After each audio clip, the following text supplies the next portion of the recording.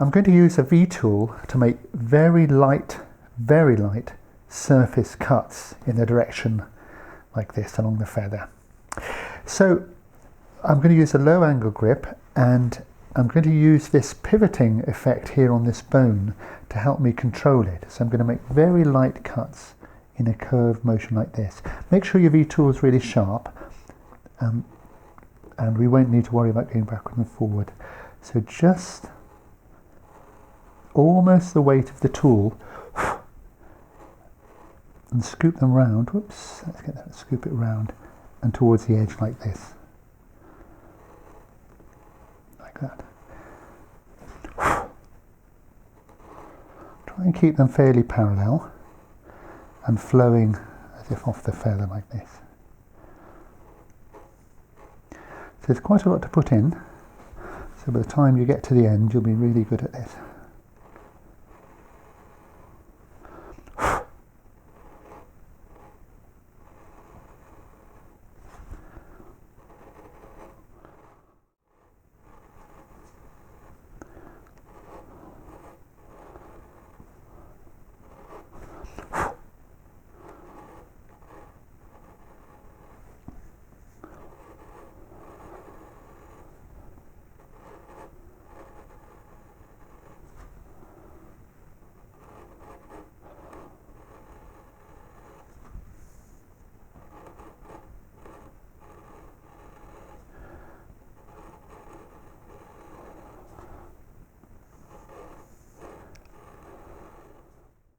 So I finished one side. You can see how lightly I've put them in so that I don't disguise these heavier cuts. And you can see also that they've stopped short of the quill in the middle, and that's because the quill actually gets in the way of the V-tool because there's a little groove here on either side of the quill. I like that, and I'm going to leave that exactly like that.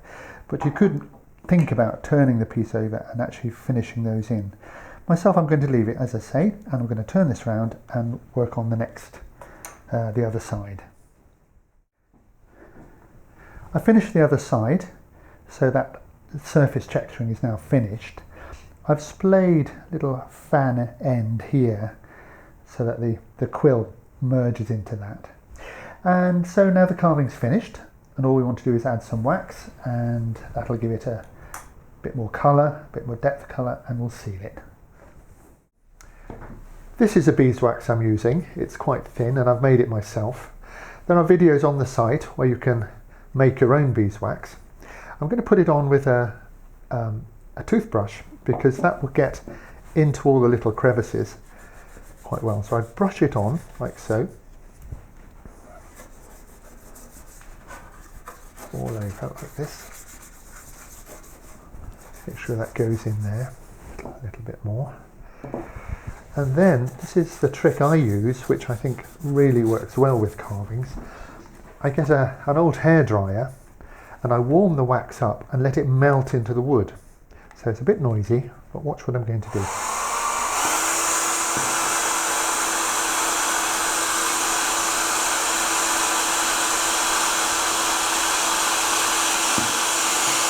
So you can see the beeswax melting. So I rub that in, and then I take off excess on a rag. So I'm gradually working the beeswax in, taking it off excess, like that.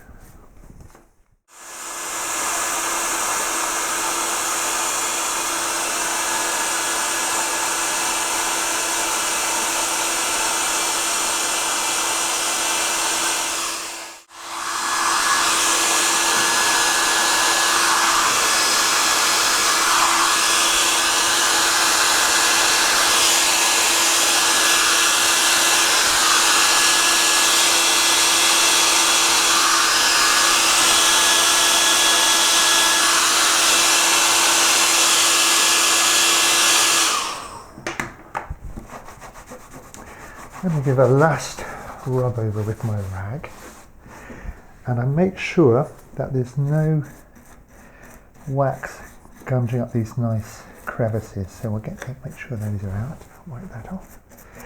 And then when we've finished that, you can see, I hope, the really nice colour that's coming. We need to let this dry because it's tacky at the moment, so we keep our fingers off it and let that all the wax harden on the surface. Well, here you are, here's the finished project. I hope you've enjoyed it. It seems quite complicated, but I hope you've also seen that we've built this up from simple cuts and just a few tools.